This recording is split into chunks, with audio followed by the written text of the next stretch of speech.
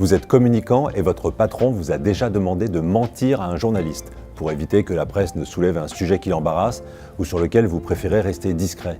Mais est-ce que mentir est vraiment une option? Est-ce que mentir est une solution?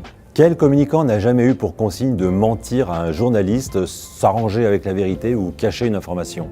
Si comme moi vous abordez les relations presse comme un partenariat de confiance qui se construit avec le temps, où chaque partie, journaliste et communicant, peut considérer l'autre comme un tiers de confiance, alors mentir, c'est trahir. Le communicant ne doit pas mentir au journaliste, comme le journaliste n'a pas à mentir au communicant. Si à l'inverse, vous considérez les relations presse comme un jeu de propagande, où c'est au plus malin, au plus rusé de l'emporter, ok, tous les coups sont permis, mais alors pour le journaliste aussi. Mentir est une option à qui veut prendre des risques et jouer à un jeu très dangereux.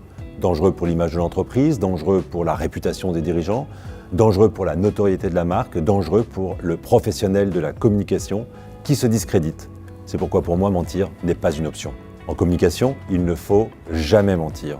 Pour autant, on n'est pas obligé de tout dire. Non, je ne joue pas avec les mots. Ma règle est simple, ne jamais mentir. Sans même parler d'éthique, le mensonge est devenu bien trop risqué. Il mène droit à la crise, à la viralité des révélations et à la preuve du mensonge qui fera le buzz.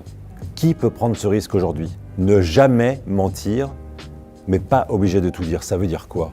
Ça veut dire que le rôle du communicant n'est pas de faire le travail du journaliste, qui doit proposer une information la plus complète possible.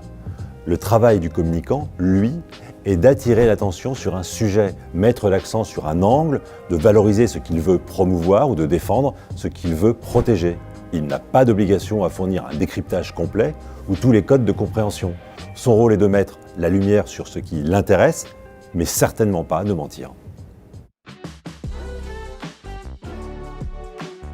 Les seules limites sont celles de la confiance. Dans une relation de confiance, le communicant, qui ne doit pas non plus trahir son entreprise, pourra dire à un journaliste qu'il ne sait pas, si c'est vrai, qu'il dispose de la réponse, mais qu'il n'est pas autorisé à la donner, qu'il ne peut pas en dire plus à ce stade.